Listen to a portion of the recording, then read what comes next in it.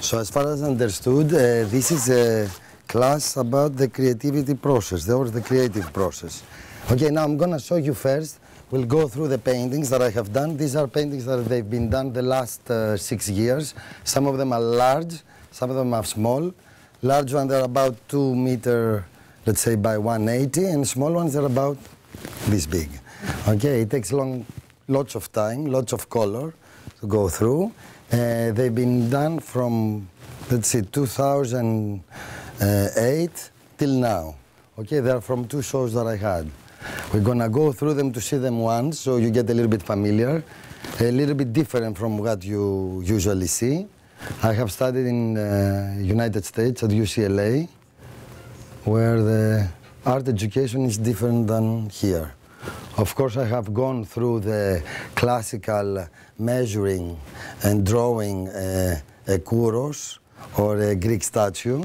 Okay, and then whatever, you develop a way of creating your own, let's say, image. Okay, of course, I love color. Okay, I've been, okay, we have something in common. I've studied economics first at UCLA. Of course, I didn't graduate it. I didn't get my degree for 3 courses. And the reason was that when I first went to UCLA, I had to take an art history course as a general education. And it was about the ancient Greek myths. So with the name that I have that I never changed in English, Dionysis, I was walking in the class and the teacher was like, okay, tell us about this, tell us about that. As a regular Greek student, while I was in high school, in Lyceum right now, of course I was more interested about going for coffee with my girlfriends, friends, whatever. So I was never very much into the ancient Greek word, so I asked if I could take a beginning drawing course. And that's how everything started. Every quarter, because at UCLA they have quarters, I was taking economics. I was taking also one drawing course at the beginning and then painting course. And when the time came to decide if I'm going to go for my master's in business administration, as you actually do, I decided to apply to the School of Fine Arts. Okay, so I started painting in a kind of later age than when my colleagues did. Okay, I graduated from there and then I continue working as an artist, as a visual artist. I basically work with color, and so I'm very much into painting. Now, these paintings that you're gonna see, and actually you're looking right now, okay, they're all flat, like they don't have things that they come out. You know how sometimes you go and you see like maybe this part of the body coming out? It's nothing. If you look at it on the side, it's like looking at the glass as it's back there. Okay, so I work with very thin layers of paint. I also don't have any idea when I walk in my studio and I have all of these white canvases around, what I'm gonna do. I just have a feeling of who I am. Now, how do you reach that? Okay, there are different exercises that you do to start to understanding what you actually do and who you are and why you are painting or drawing or you're creating art. Now, the way you do that, the first is to write your dreams. Okay, like every time you have a dream, you wake up at the beginning, usually when the alarm goes off, and you write down on the first, let's say, in present tense, you write what you saw, what you remember. You never write something for the past. Okay, and you do that constantly.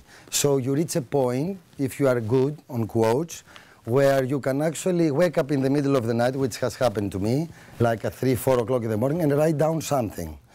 Then from that, let's say, written material, you pick up words that they are key words, okay, like hooks, as Professor Mainemelis said. And then you start doing some research about it. This is the way that I go about my paintings, okay? And then you start developing a language of drawings that you make. Now, I have some, which is the first time that I saw that, but I'm going to show you so you can understand what I'm talking about. Some little books that you carry around always, where you write either dreams. Okay, I'm going to show you some notes. Okay, or you can just draw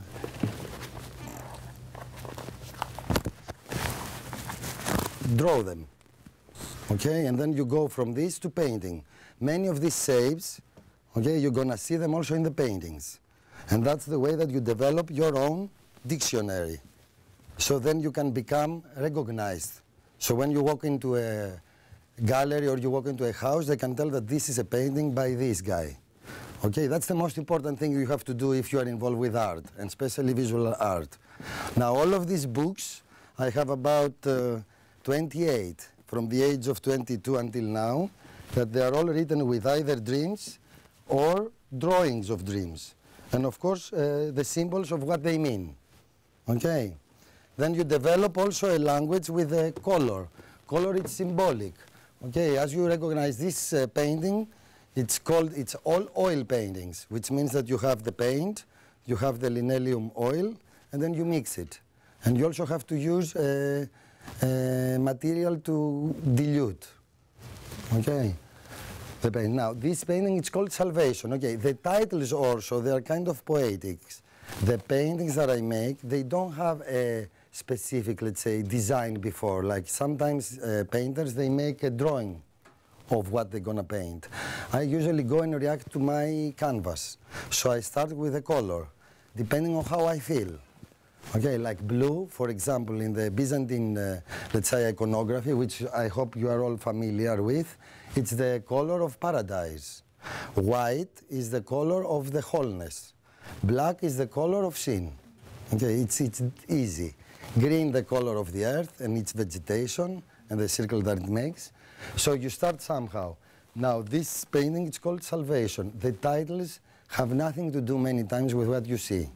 So this kind of work is the work that you actually have to somehow by yourself find out symbols and find out shapes or forms that they say something to you or they don't say.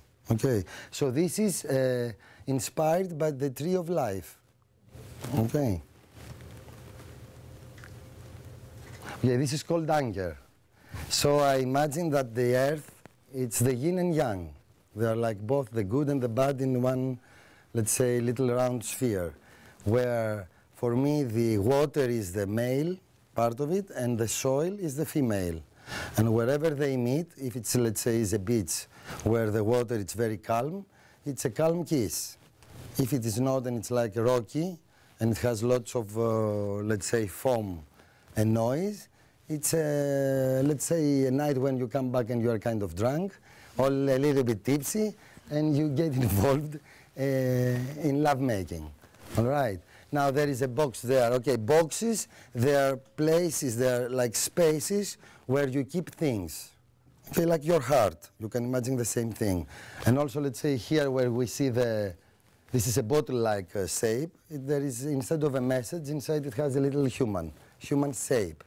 Okay, I never use faces because there is no point of recognizing who actually the other person is. Okay, I care about feelings, sensations. Okay, now this is called, I don't know what's the English word, but the Greek one is apagio. Okay, it's where after you go through a storm, you go and relax. Everything has to do with relations. So everything that happens in my life, either with girlfriends or friends or whatever, co-workers, whatever has to do, translates into color and shape. Okay. So here is like you see a boat from the top. I will just explain a little bit so you get a feeling about it. This is the open part in front of it where they put the fish usually. Okay, there is a boat right there. Okay, I love embroidery. I love things that they've done with lots of work. Okay, such as lace also. If it's underwear or if it's like a piece of fabric, I don't care. Okay, and then there is the blues and the reds. Red is about life. Blue is about traveling. Okay, this is called Memories. Again, it's oil painting. There is a mixture of Byzantine and also Buddhist symbols that I use, which with the process of drawing them over and over again, and automatically many times, they change and they break down to different suggestions, to shapes that they have a different suggestion. Okay, lots of liquids, because life it's about liquid. I'm interested in the roots of creation. So it has lots of blood, lots of sweat, lots of sperm, and whatever you want to call it. This is called the harbor. Okay, I have taken many. Okay, the harbor has two sides. In the morning, there is a place where there is economic exchange, most of the times legally, and at night time it becomes a little bit more funky, a little bit more interesting and spicy. Okay, depending on the people that they go around. I like knots, because they're usually, if you find out, let's say, if you have a problem and you solve it, it's like you're solving a knot. It's the same as Alexander the Great cut actually the knot that was bothering it. Also, the humans as a shape were always tied to certain kinds of expectations that either society has from us or our family. Okay, from the moment that you are born, depending on your genital situation, they say this is a boy or a girl, and they expect you to actually, how can we say, act in a certain manner. And that's also with society, with in social field, anything, anywhere you see it. So I use lots of, let's say, feelings that I get about it. If they are just or unjust, it doesn't matter. This is departure. Okay, the apple. The apple, it was one of the fruits that gave us the most wonderful thing, to know what is good and bad. Okay, and also the sin. Okay, this is hallucination. Vibrant colors. Now, all of these designs, they have taken from iconography, but they have been changed sometimes. And also, when I paint, I always look at the painting every other day. It's like a dialogue, and I see what it tells me to do. Okay, I don't dictate exactly the picture, and I say, this is going to happen here. Many times, these paintings, and actually, here is also the fruits again. Okay, the way we see nature is the way that we see ourselves. Okay, and the opposite. Okay, this is the voyage. It's a trip. And it's like a story of boats and how they have been developed and where do they take you. Okay, a harbor, it's like an open hug that you either stop and you put the anchor down, or you get the anchor up and you sail again to the next destination. Now, the in-between trip is the most interesting part of how you get from the one point to the other. This is melancholy. This is like Sunday night. It's the school psychological depression that I call, which usually Sunday evening gets around 5, especially at winter time. Now, none of these have a specific design at the beginning. Like this was a different painting and ended up like that. Okay. There are certain body parts that you will see and they change depending on the color, like here. It's like the Christ when it's on the cross. We're going to see that one on a different one. This is called Cabos. I don't know how it's in English.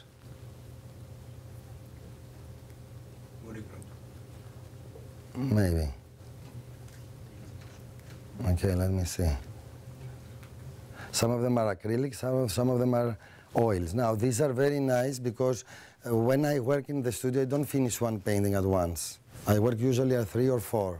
So you get to this one, you walk inside one day, you look at it, it doesn't tell you anything to do, either with the color or with the brushes or with the drawing of it, when you start drawing the shapes, because you can use the brush either as a whole, and put the whole shape down, or you can use it as a pen.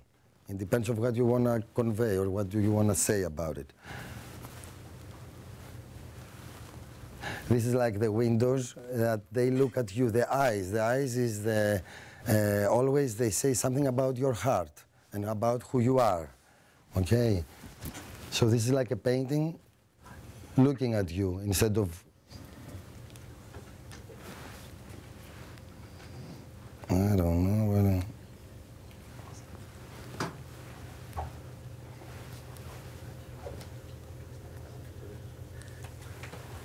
I guess I pressed something that it doesn't.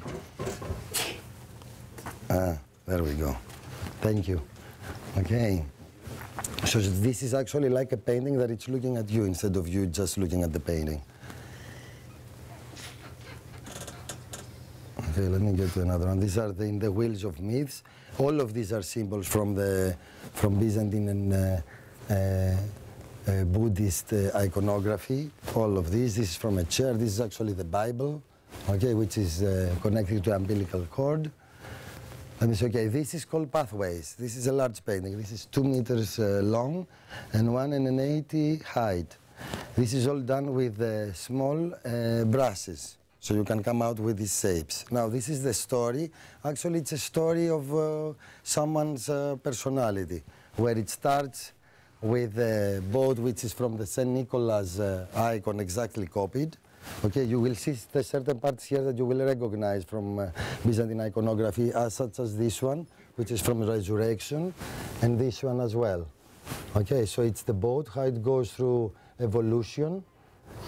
This is actually a fishing Greek boat. Here is the steering up there, and here is the propel down there. And then we get into the cruisers. Here now, all of these boxes that they are on the cargo, they are boxes that they present certain kinds of feelings that I had. Okay, and they're symbolically made. Maybe when you see this one on its own, you will not understand what it is. But if you see 3 or 4, you can easily understand then what's the meaning of it. Okay, and there is, this is a girl actually. You can see the dress, where the legs it's like a sea, where you can travel in. Okay, this is when they count how much weight a boat can hold. Okay, which is how much weight you can actually hold. It all has to do with metaphors. Okay, and then we have the, let's see, also the tree. Okay, with the apples, which is the tree of knowledge, depends how you see it. Okay, and this is more abstracted. It has to do with the nerves. At the end, they are the ones that they give you all the information about you and the world surrounding you. Okay, and all the feelings that you get. There's some grapes up there, so they are totally like personal stories that they are created by writing, either dreams or you can create stories. Like I have the easiness of doing that. I mean, it's very easy for me to make up a story and paint it. Okay, and also by the feelings that you get from the people around you.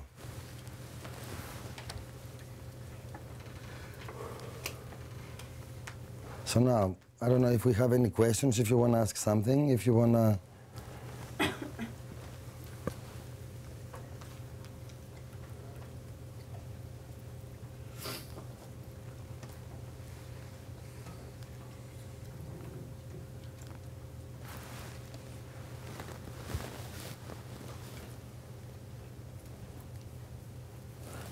So anybody? How do you decide what type of paint to use for it? For example, I've heard that, let's say with oil paint, it takes much longer to dry, and actually maybe the color darkens a little bit as it goes along. Does this affect, I mean, how do you decide what type of paint to use on what paintings? And okay, depending on what you want to say, each material has some negatives and some positive things. So it's true that the oil paint doesn't dry quickly. And also it's very difficult to create transparencies, which can usually be used to show another part of the space that you are at. Now, like this is acrylic paint. Now the acrylic painting, it's easier to create transparencies and it's easier to dry, so you think that you can finish a painting faster. But it depends on what you want to say. Like the technique of actually having an oil painting and then go and paint over it another shape and it mixes the one underneath, it's also like keeping in mind of what you had put down on your canvas already. So in that manner, in the story that you are creating, your past, which is what you have already put down, it's part of it. So it depends how you want to do it. With the acrylics, you can actually cover up everything and nothing will show up if it's acrylic underneath. I usually I have a dialogue with my painting, so I will paint over, but there is always a glimpse of what it was under there, that also the viewer can see. Yes? What is the most inspirational feeling for you? Being in love. I mean, there is nothing else. Just being in love, you know, like be with my girlfriend or whatever, and being in love. Being in love is the most powerful, I guess, energy that you can have in your life to do something. I mean, I guess you all know that. Yeah, you smile, so you do know that. And okay, but also when you pass by this point and it kind of goes down the hill, that also, depending on how you use it, can be inspirational. Like for me, of course I have gone through very hard times in my life with my relations, but I never, how can I say it, got stuck on that moment. I just saw afterwards this experience, how it worked for me as a positive way. In a positive way, in a positive, let's say, I use it positively afterwards. I mean, if you see it as a moment in your life, it might be negative, but overall, if you are sincere with the person, you are honest to yourself, it's always positive. I mean, there's nothing negative that can happen. In a death, what is positive? In a? In a death. If you... In a death. Yes. In a death, what is positive?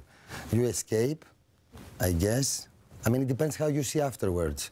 If you see it as just going up there and being an angel, I guess it's fine. Like in a Muslim world, if you have lived your life correctly, it will be a positive thing. Now, in our world that you go to St. Peter's and you give a description of what you've done, or I don't know if he has the paper. I'm just saying a myth now. I don't know. It depends how you lived your life. But it can be an escape. The death. Okay. Another question. Yes. You mentioned earlier that you draw inspiration from dreams and you take down notes. Are there any other periods of your life that you draw the inspiration from other things, images? Okay. Usually, I am a hectic kind of person. Like, I always, when I'm in my studio, I have a live-in studio, so that makes it very easy to work all the time. And I have a space where I paint and a space where I draw. All of the drawing materials are always everywhere and they're easy to reach, as well as paper. So even if when I'm on the phone, now I don't know if this is good or bad that I say, but it's all right. For business, I draw at the same time. It keeps me calm. So there is not a day that has passed in my life that I haven't done something creative. That also keeps you on your edge. You don't sleep. If you sit down there and you wait, oh, let's see when inspiration is going to get me, I will be there drinking, smoking, and just looking around. That will happen. Okay, inspiration comes, and you might be talented. But if you don't work on it, you will never have the moment where the talent will come up. I don't know if it's that. You understand what I'm saying about it? Yeah. Yes. Trying to interpret your work, I noticed that you use the marine life transfers and all things to your painting.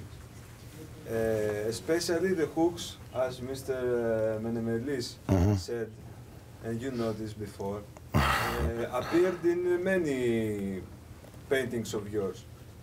This means, in my mind, that we as persons, we are hooked to some situations, some points, some time points, let's say. Your hook time points, how help you to your creativity and your development? Thinking that when we are hooked somewhere, we may be stuck there. We're dead. Actually, a hook is your death, and bait is your desire, and that's how it's been used. Okay, so the bait, which can be whatever, like if you go fishing, you will eat a little shrimp. Okay, whatever it's for you, the bait, you have to be kind of honest, that's gonna be your desire. Okay, and the hook, it's actually your death. Now, many times you pass by as you walk through many hooks, and you see if you're going to avoid them or not. I try to avoid them most of the time. So sometimes it's like a challenge there. when they appear in the painting. Now, as far as for my time and when did I got into that, I'm trying to avoid. The only hook that I have is that I'm stuck and I like to paint. It's something that it comes naturally to me. Okay, and I try to be as much as I can on the studio or somewhere that I can draw. Because for me it's a revelation when I open them afterwards and I see a drawing instead of writing of what happened in my life. Even if that's a business appointment, appointment with friends, or just go out, or whatever. I always like to do drawings of it. Another question, yes? Do you make tailor-made paintings? Tailor-made paintings? No, I don't, because, okay, although I have been through the education of everything and how you can do like a painting that can get everybody start paying and looking at you like in a different way. There are certain artworks that they are easier to sell. Okay, that has to do with marketing. You have to decide as an artist where you're gonna stay and what you are ready to pay for. For example, if I go and I sell my painting in a collector from MoMA for $150,000, every time this person has a party or something, I have to show up. Don't I? Wouldn't you? Okay. So then you have to decide, do I want this kind of crowd? Because if you want this kind of crowd, there is a different lifestyle you have to live. If you find out a way, I think, and that's what I do, to come up with the money that you need to make your living, and then your artwork can be free and can be developed in your own feelings and your own vision. Otherwise, you learn tricks. And of course, in arts, you know that. There are tricks that you can make, and you can sell certain pieces for certain people. So tailor-made, no. What I do, it's like maybe you'll come to me and say, you know, Dionysis, I want a painting that it's like about 2 meters by 3. And then you'll see my artwork.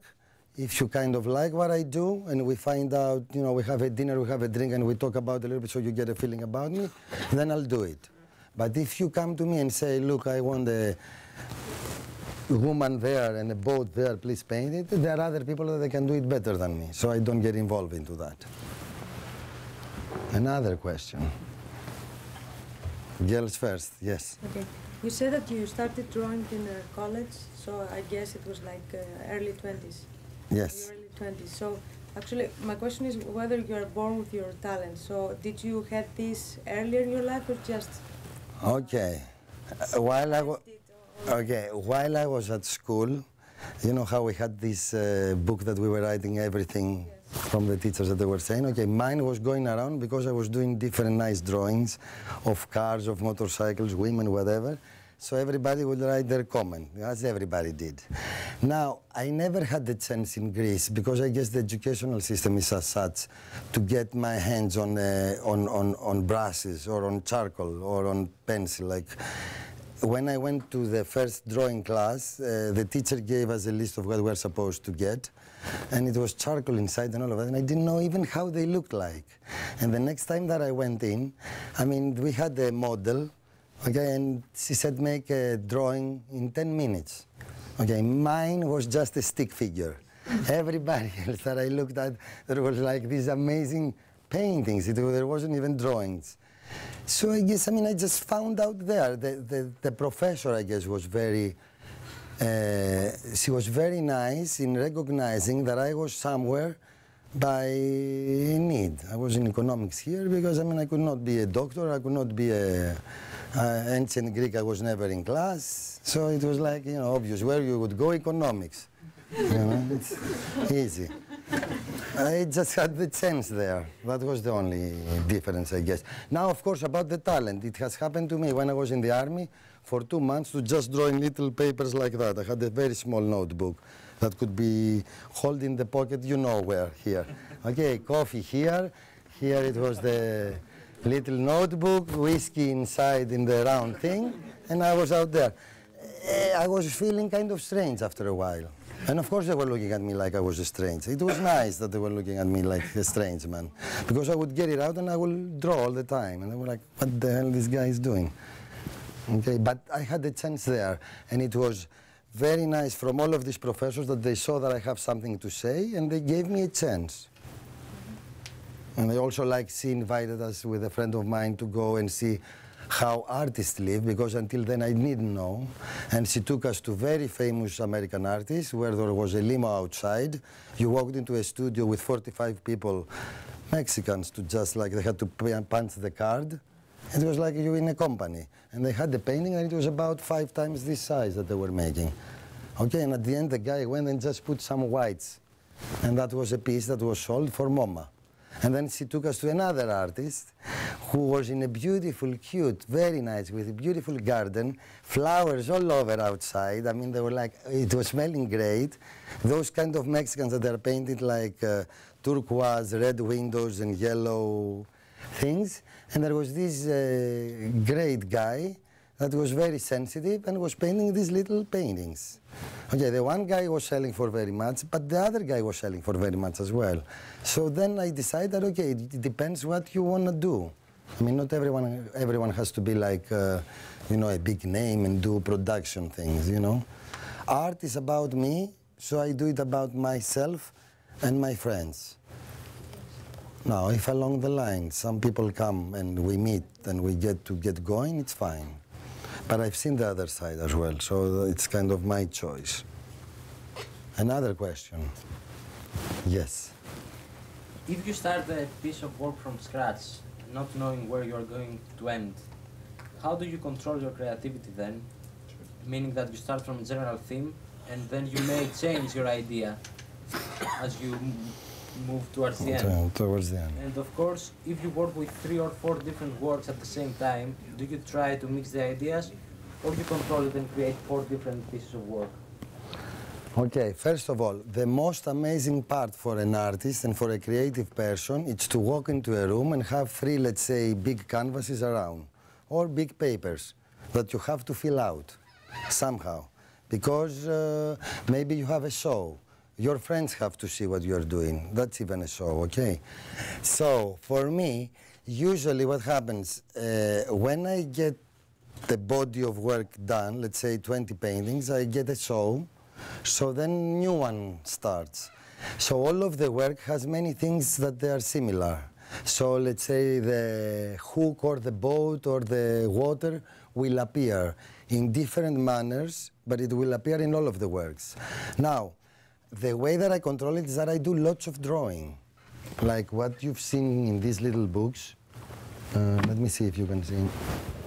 Like these are like notebooks. So, let me see.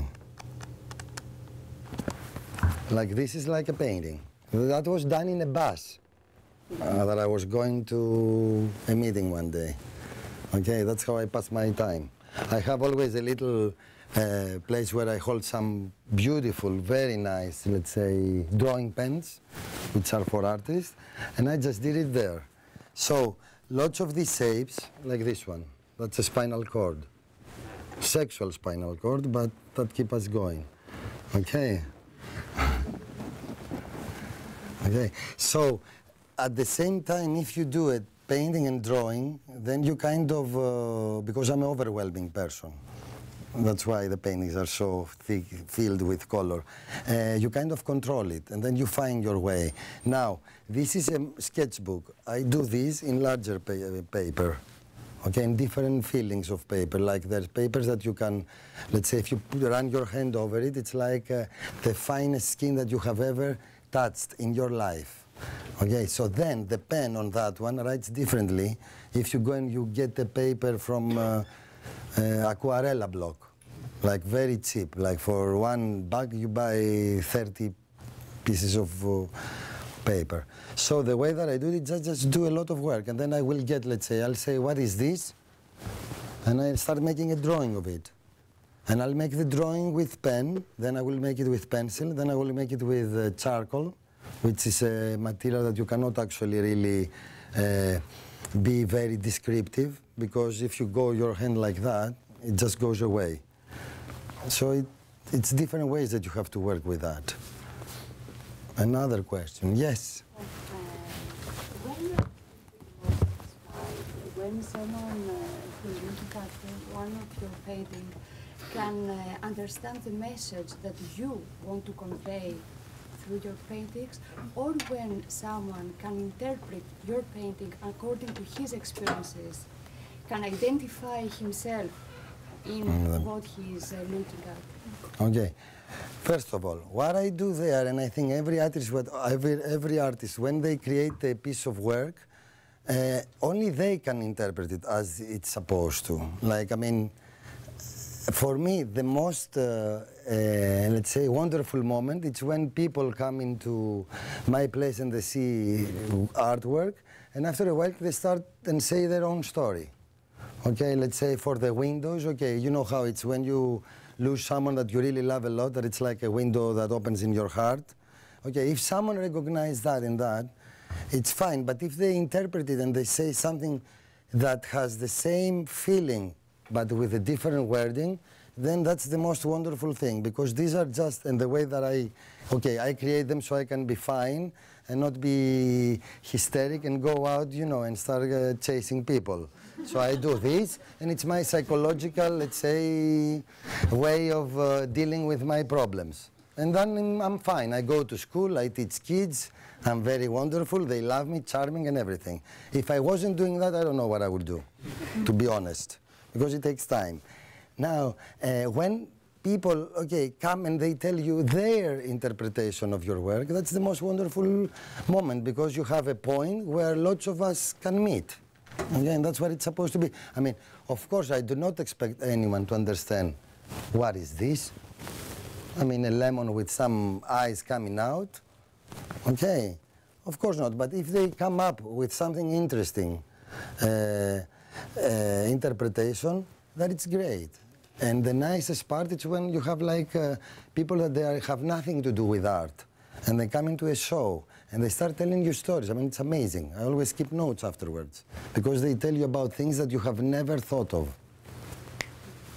How easy or difficult it is for you to switch the interpretation of an old painting? So when you look something that you painted 4, 3, 6 years ago, are you really looking at it anew, or can you do it? Can you give it different, can you see it through different eyes? Okay. You have the initial moment where I recognize when it happens, where it happens, and why it happened. Okay, I mean, I can tell you, many stories about in art history world and words about this one. I know which one the real stuff about it, and that can never be done. But of course, I mean, 6 years later, that certain shapes of this, they came out again, and they were interpreted through other eyes due to the new experience that I had, and they came up. Yeah, I can change that. And I do that many times, because it's also the way it develops. It's the same like how I read the book when I was 15 years old that was talking about love and all of this, and they left and they were crying and I was crying. And then when they left me and I was heartbroken, I read it and it was different. It wasn't the same. And the third time it happened, it was even better. I mean, it was like, yes, I know this path. You know, I know what I'm going to do. This is going to happen and I'll go and have a show. So it's like, so it always, when that happens, it's nice. I mean, that's what my work is about. It's about... Just make a comment. The way you just answered this question, really you didn't talk about any single painting. You talked about your work in general, which means that that's a really interesting learning for us. It's how you see the unity of your work. Yes. Well, it's a body of work that I know the girl, the name, and the telephone. So, I mean, it's like this period, and that's up there. And it's the nicest thing, especially when you go to houses years later, you know, and you walk in the house and you see something like that, and you go like, wow, you know, it was nice. That's why I said before that whatever happens in your life, it's up to you if you're going to make it positive. For me, I think it's positive. If you don't make it a painting, which is actually hard, it takes very long time, like this one. Okay, this is about 160 centimeters by 100. This took me about 4 months to finish, but constant work. I was unemployed at that time, thank God, and I could finish it, okay? Because many times, you know, unemployment, it's not always for us, for the artist. It's not bad, okay? Let me see, like this one, where is it? This one took 8 months, constant work. Like I would wake up at 8, have coffee, 9 o'clock I would be with the brushes, okay, paint, 8 months, because it's oil, and in order to keep this color, okay, here there is a transparency, or here, that you can see something else underneath. So in order to make this, it had to dry totally the thing underneath, the color under, so you can put the new color on top of it. Okay, the first time it didn't work. I didn't wait enough. I was in a hurry. So that gets into that as well, into your artwork as well. So it's nice. I mean, you know, you live with a piece of art for so long, and then if you are lucky enough, it just goes away. And it's nice if it goes to a nice house and you walk in and you see it there. Another question, yes? So, apart from the creative part, it's also the commercial one. So, is it easy for you to sell your paintings? What are the feelings the time you give the painting for money?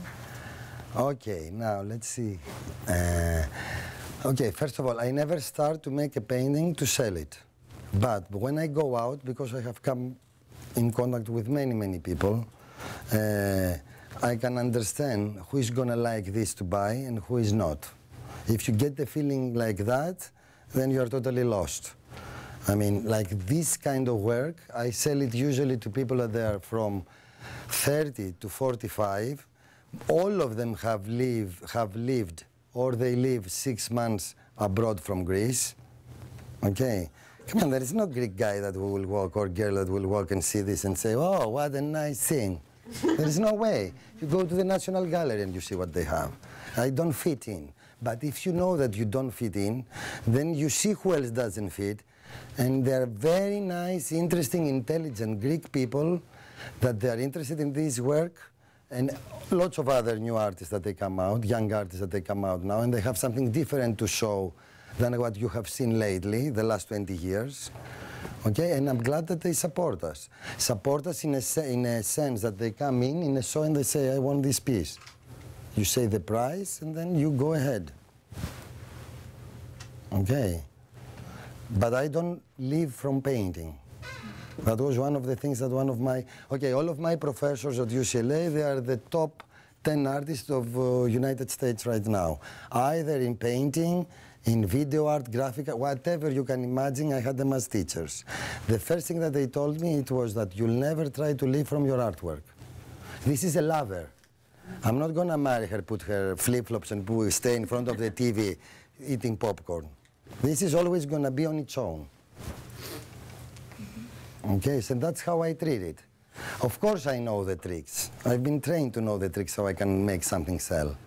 Like when I put this on the show, let me see. This one I knew it will sell. And that's why I put a higher price. I knew that someone will walk in and will buy that one. It's easy. It's easy to approach. Something like that, it's like, what do I do with this one? You have it on the wall and you eat. You know,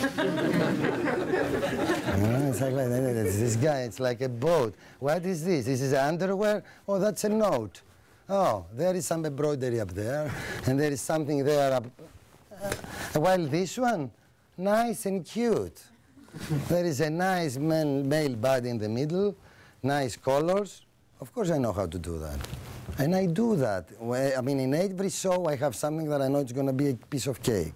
Because I want to make a living. Okay, you also as an artist, you have to...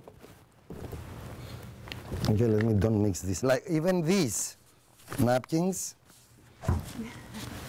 you understand from what is that, of course. From different places that I go with certain people. Lots of these, they become into the drawings. Like what is here, it's at the embroidery part that was there. And I keep it. The same with these. That was done from a girl in a bar in New York. It's in one of my paintings. Okay? No matter if something happened or not. It's just, it's like keeping down a diary. So this is part of my life for that day that I was there. Now, of course, as an artist, you don't just do drawings, paintings, and you are in a show. Every time you have a show, you have to kind of have a catalog.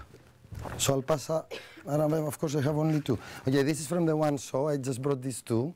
This is from another show. Now the catalog, can I leave this here for a moment? You can look at it. Okay, now the catalog, each one, depending on what kind of support you get as money, okay, this is the only way that you can prove when they ask you that you say, I had a show there or in the other place. It's the only proof that you can have, not the invitation. Invitation, I can type you and bring you invitations here that I had a show anywhere in the world, just name it. Okay, this is what it is, it costs. Okay, depending who actually designs this, there's some works that they are here, some works that they are not. But there's like design also of this work, and also the outside. Okay, it becomes like other times more expensive or less expensive. That goes with the package, like when you have a show. Otherwise, there is not a need. If you don't have a catalog, there is not a need to have a show. And that's from another one. Actually, you can look at that one if you want. Okay, that has this trick, that it opens up and it's like that. Again, some of the paintings, these are from the shows that you can see. Some of the artwork you will see on the, up there. Okay, so this is also part of being an artist. You have to have catalogs of each show every time you have a show. Now, other times I get people that they pay for it. Other times I find out ways that I pay for it. It doesn't matter. But this is what you're gonna send. Like, let's say, okay, let me tell you some secrets now. Do we have time? Oh yeah, like if I have a show, I get a list of the people that I wanna send the invitations. Okay, I get also, I try to find addresses of people that they are important in the artwork world, okay, and they have to get somehow this. So you have to send it. That's why you actually get this done. Of course, it's very nice for my friends to come over and say, here, that's what I have done.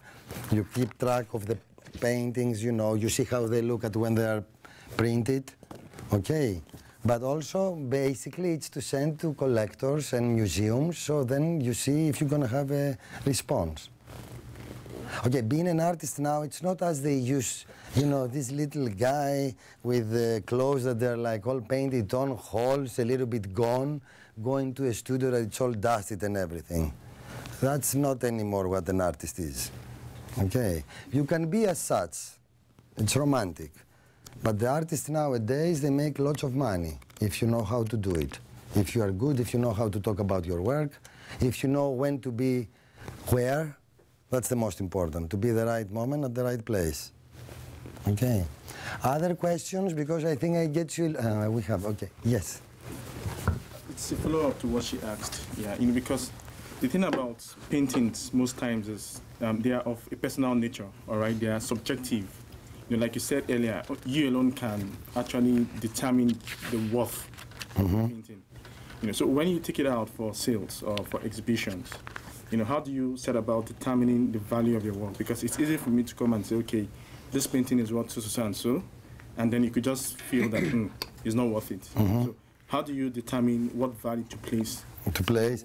Okay, the value, the price of a painting, it depends on the artist, it depends how active it's the artist, no matter where they show, but if they are active. And then you have to see the work that they make, see where they have studied, okay, see where they have shown, and then you set up a price that it depends. Now, I have prices that they are very, how can I say, they are kind of very normal. Like, I'm not going to ask you for something strange.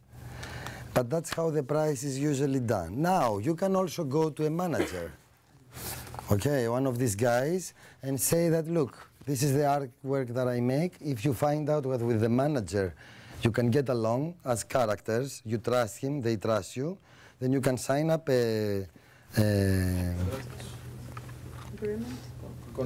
contract, there you go.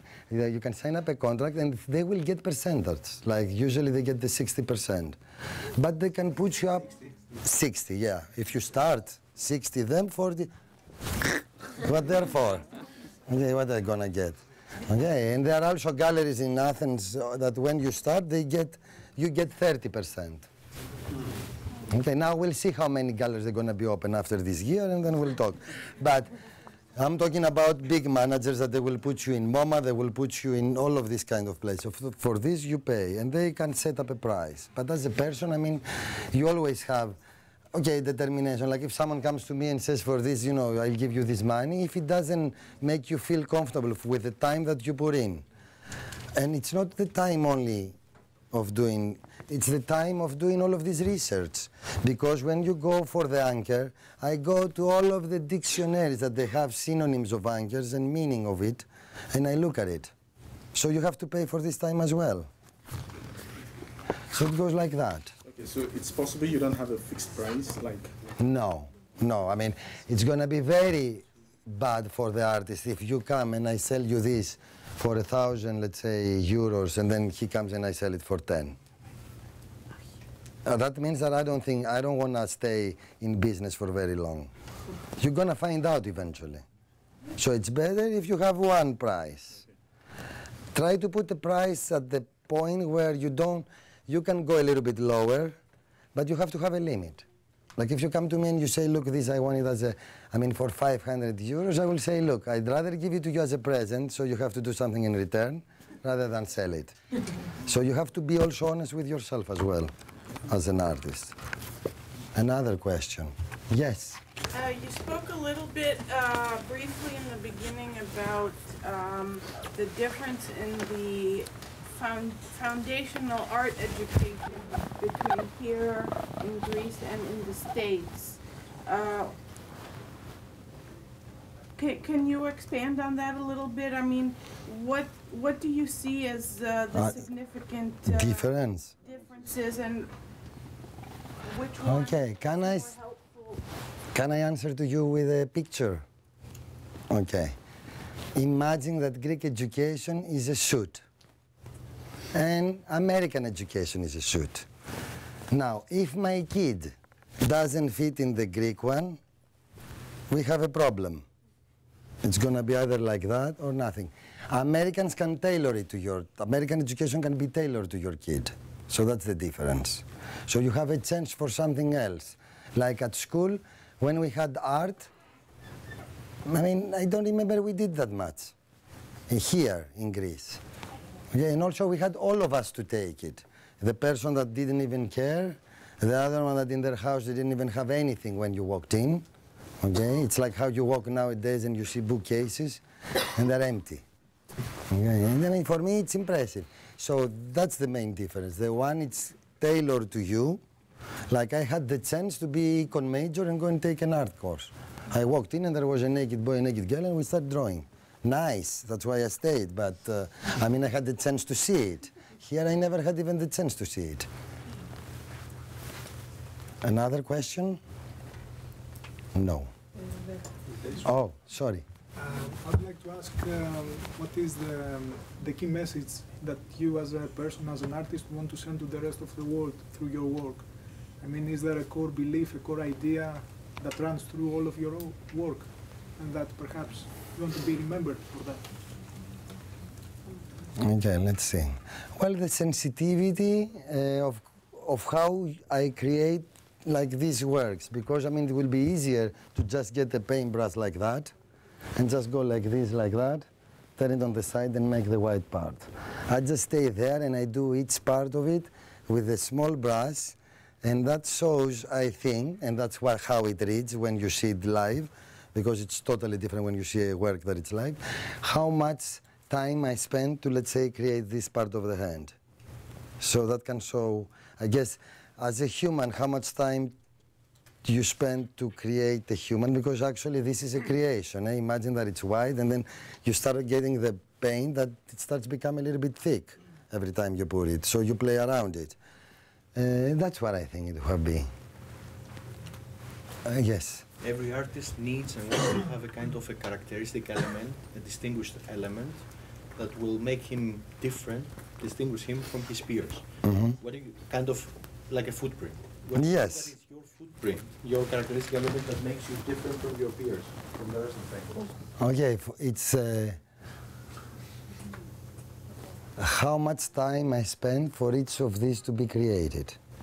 That's what it is. Like there have been people that they walked in shows and they have said, I don't like this work, but I cannot believe how much time this Kriwako put on, to finish it. This I have heard it.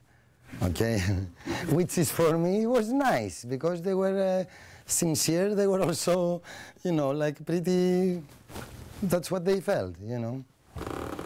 So that's what it is. I mean, each of these to be created, it took, like imagine that you use the brush, even this, that you see the different tones, it's created with a brush that it's about that thick. And that's my mark. It's like, you know, you stay there and you do lines, you know how they're the... In Dromokaitio I went once, and I saw lots of people that were doing similar work, and I kind of got like, wow. It's like, maybe I should get my what? It's more of an obsession.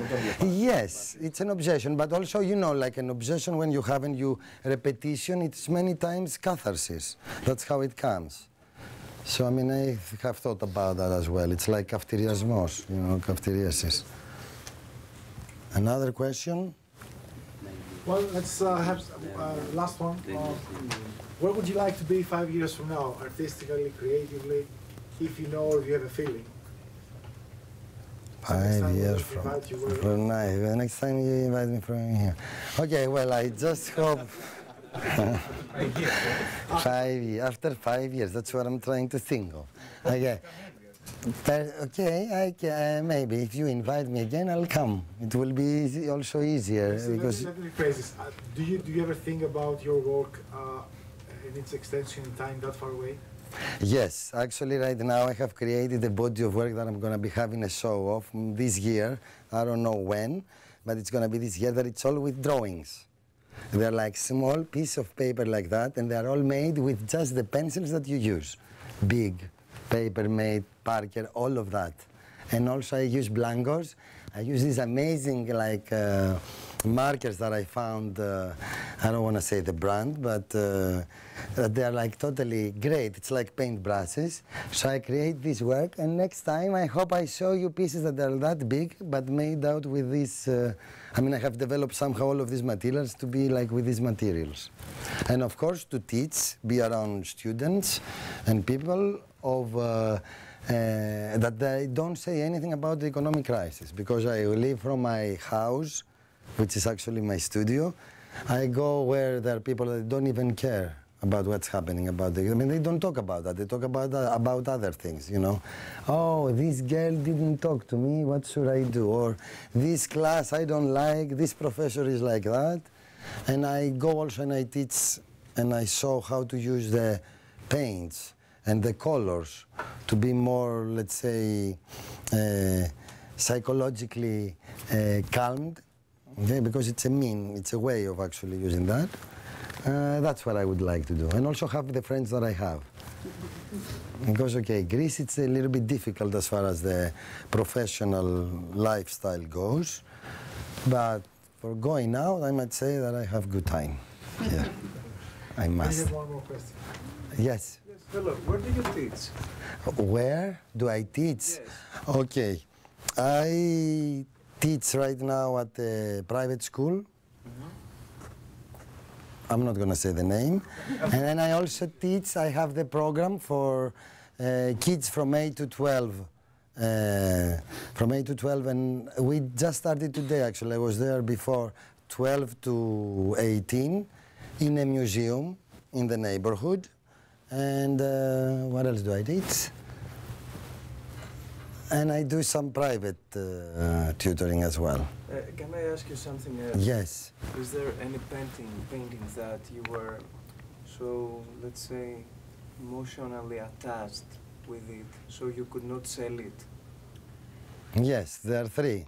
And I have them at my dad's house because I don't want, I mean, you know, if they come and they say, how much is this? And then you can start playing the game. You say a price which is totally high. I mean, the other guy will go, wow.